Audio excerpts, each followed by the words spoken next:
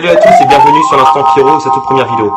Bon, je vous promets, c'est ma première vidéo, ça va peut-être pas être un truc de ouf, parce que sincèrement, je risque de bégayer un peu, Enfin bref, moi j'ai 23 ans et je viens de Bretagne, et je m'appelle Pierre. Voilà. Donc cette chaîne, elle sera pour moi l'occasion d'échanger avec vous de sujets qui m'intéressent, voire qui me tiennent à cœur. Ça va être l'occasion aujourd'hui puisque je vais vous parler d'un sujet qui me tient énormément à cœur puisque moi-même je l'ai vécu. Je trouve que c'est important d'en parler parce que tout simplement c'est un sujet dont quand on est jeune on prend pas forcément conscience. Du moins quand on est l'agresseur, je pense. On prend pas forcément conscience qu'avec d'autres personnes on peut être tout simplement mauvais, faire du mal à quelqu'un et que ça peut avoir des retombées vraiment négatives sur la poursuite de sa vie. Là, vous l'avez compris, je pense, ou du moins, vous l'avez peut-être compris. Je vais parler du harcèlement scolaire aujourd'hui. Je dirais que je l'ai vécu, en fin de compte, surtout en primaire. J'étais pas mince. C'était difficile de s'intégrer certainement à l'école primaire parce que justement, j'étais pas forcément apprécié. Et puis, je l'ai vécu jusqu'à une partie du collège, tout simplement. Comme beaucoup de jeunes et je trouve que c'est important d'en parler parce qu'on n'en parle peut-être pas assez. Les établissements ne sont peut-être pas assez sensibilisés à ça, peut-être un peu dépassés du fait aussi qu'il y a les réseaux sociaux. Puis j'ai trouvé que c'était important d'en parler aussi parce qu'on en parle quand même malgré tout un petit peu plus, notamment par l'émergence de séries telles que 13 Reasons Why. Cette vidéo, j'espère ça pourra peut-être aider certains jeunes tout simplement à pouvoir se rendre compte de la gravité de leurs actes. Ça pourra peut-être aussi également permettre à d'autres jeunes justement tout simplement de retrouver un réconfort, de voir qu'au final ce qui leur arrive est grave certes, mais qui sont les victimes et qu'il ne faut pas qu'elles culpabilisent et qu'il y a toujours des solutions. Ça va peut-être être un moyen pour vous qui vivez la même chose ou qui connaissez quelqu'un qui vit cet harcèlement, tout simplement de pouvoir réagir. 7% des collégiens subissent du harcèlement sévère. Et quand on compte le harcèlement modéré, ça fait un total de 10%. Donc c'est quand même un chiffre qui est assez considérable. Évidemment, et heureusement, tous les jeunes ne sont pas concernés. Mais on peut remarquer que l'émergence des réseaux sociaux ont également entraîné un harcèlement par Internet qui est appelé le cyberharcèlement.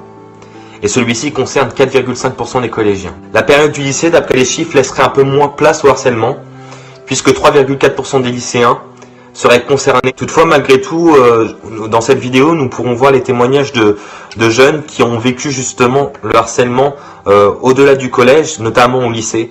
Donc ces jeunes m'ont fait part de leurs témoignages et je les remercie justement. Je pense qu'il est important aussi de souligner que le harcèlement, il peut exister dès la primaire, comme ce fut le cas pour moi. Il peut commencer dès le plus jeune âge, puisque 5% des enfants scolarisés en CE2, CM1 et CM2 sont victimes de harcèlement sévère en France et 12% des écoliers sont concernés en comptant le harcèlement modéré. Bon, en gros, pour résumer, en France, environ 1 élève sur 10 est victime de harcèlement scolaire. Est-ce que vous vous rendez compte? C'est un chiffre qui peut paraître anodin comme ça, qui peut sembler pas forcément énorme peut-être, mais un enfant sur 10, ça ne devrait même pas exister.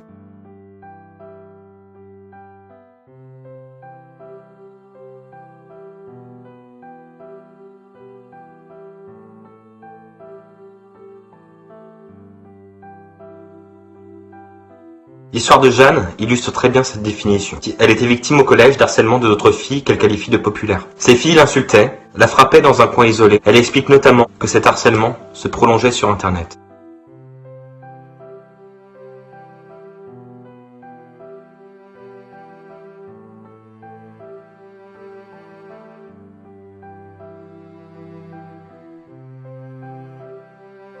Le harcèlement, ce n'est pas juste insulter ou frapper. Ça peut être également des moqueries, soi-disant pour rigoler, qui blessent plus qu'on ne le pense, qui nous ne fait pas rire en tant que victime. Le harcèlement, il peut être également sexuel. Cela m'a surpris que dès le collège, ça puisse commencer très tôt, entre attouchements, propos obscènes, ou encore menaces en échange de photos. Ce fut le cas pour Laure. Au début, son agresseur était doux, souriant, jusqu'au jour où il a changé de comportement.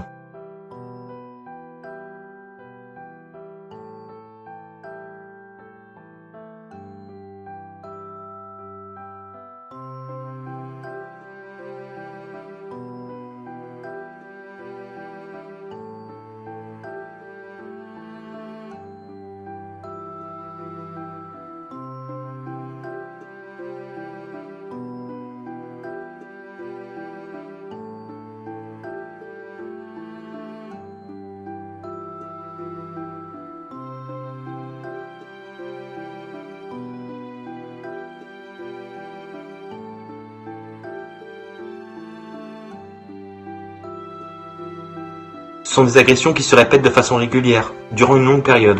Souvent des insultes, des moqueries, des menaces qui vont parfois jusqu'au domicile, par le biais des réseaux sociaux. Ce sont souvent des jeunes seuls, car nouveaux, plus petits, plus faibles physiquement, dans l'incapacité de se défendre. Des jeunes jugés différents, les agresseurs appuient sur ces points pour les faire souffrir, au point de rendre la victime honteuse, voire complexée. Finalement, tout en vient à devenir la cause d'un harcèlement. Le poids, la taille, les cheveux, un garçon jugé trop efféminé, une fille jugée trop masculine, l'orientation sexuelle, le handicap, un bégaiement, appartenir à un groupe social différent, ou encore des centres d'intérêt différents. Silver, par exemple, durant sa première année du collège, fut la victime d'attaques homophobes de la part de ses camarades. Alexia, quant à elle, était chaque jour insultée ou victime de moqueries pour quelques kilos en trop.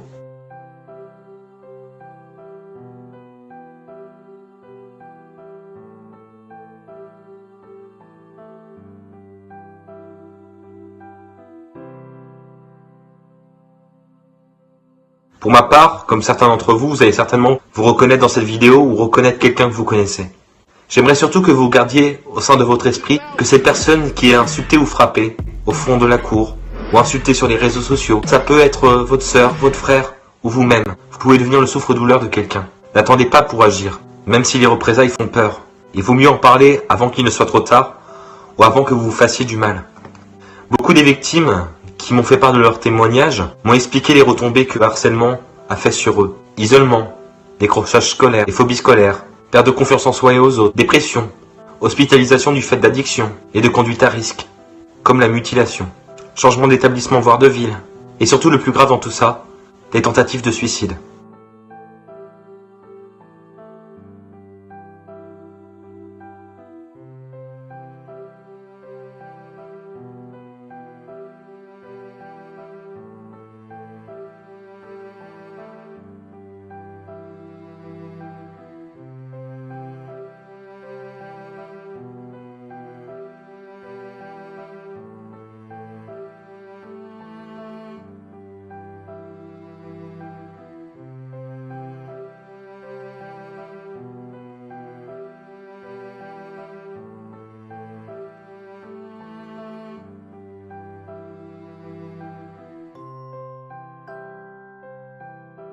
L'important, bien avant de porter plainte, c'est d'en parler à des personnes de confiance, comme vos parents, les professeurs, le ou la CPE, l'infirmière, ou encore l'assistant de service social. Ces personnes sont là pour vous apporter une écoute. Enfin, il y a d'autres moyens pour les personnes pour qui c'est plus compliqué. Vous pouvez en parler également sur des numéros spécialisés, comme les numéros verts. Ces numéros peuvent vous permettre d'en parler de manière anonyme, et puis ça peut parfois aussi être plus facile d'en parler par le biais du téléphone, de pouvoir parler de vos difficultés. Pour cela, il y a des numéros spécialisés contre le harcèlement scolaire, tels que le numéro 3020, ou encore le numéro spécialisé contre le cyberharcèlement, qui est par exemple le 0800 200 3x0. Donc vous aurez une écoute, mais le plus important, c'est quand même d'en parler aux parents et d'en parler également à des professionnels qui seront déjà plus en mesure de vous aider. Parce que si vous parlez de manière anonyme sur ces numéros de téléphone, on ne pourra pas revenir jusqu'à vous. Tous ces adultes sont là pour vous aider. Et il vaut mieux en parler que d'avoir peur d'être une balle. En parler, d'après mon expérience et celle des victimes que vous avez pu voir au sein de cette vidéo, ça peut permettre de ne pas rester seul et également de ne pas en venir à commettre un geste tout simplement. Ce qu'il faut savoir, c'est qu'il y a certains directeurs d'établissements, de collèges ou de lycées qui ne prendront pas forcément en compte les difficultés que vous rencontrez, le harcèlement que vous rencontrez.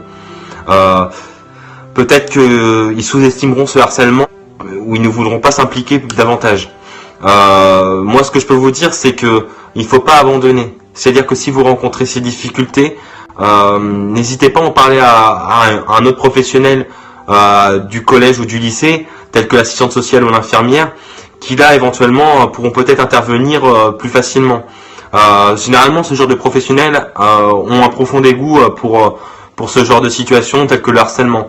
C'est pour ça que justement, vous pouvez éventuellement suggérer à l'infirmière et l'assistant social, à l'un ou l'autre ou les deux, d'intervenir sur le temps d'un midi pour faire une action de sensibilisation sur le harcèlement. Ce qui peut être une bonne idée pour permettre à certains jeunes de se rendre compte de leurs actes, ou au contraire certaines victimes de pouvoir communiquer plus facilement sur leur harcèlement et ne pas rester seules pour qu'elles aient une écoute. Finalement, tout ce que tu as vécu ou ce que tu vis actuellement peut être servi comme une force Je sais que c'est difficile pour toi de le concevoir actuellement, toi qui m'écoutes. Aujourd'hui, j'ai bientôt 24 ans. Et cet harcèlement vécu du CP à la 4e essentiellement m'a permis de trouver une force intérieure, tout simplement pour parvenir à mes objectifs, notamment scolaires. Le fait d'avoir communiqué avec mes proches, d'avoir fait abstraction des critiques et puis aussi de m'être puisé dans une passion, c'est-à-dire le chant pour ma part, m'a permis de m'en sortir, d'avancer et d'être ce que je suis aujourd'hui tout simplement. Donc si moi j'en ai été capable, si d'autres personnes en ont été capables, vous aussi vous en êtes capable.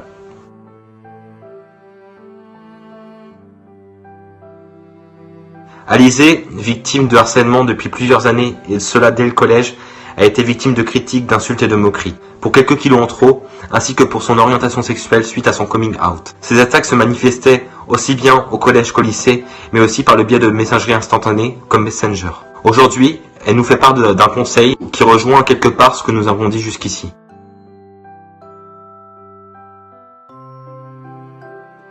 Si vous êtes victime ou si vous connaissez quelqu'un qui l'est, n'hésitez pas à lui venir en aide, car ce n'est pas le cas de tout le monde de pouvoir communiquer sur son harcèlement.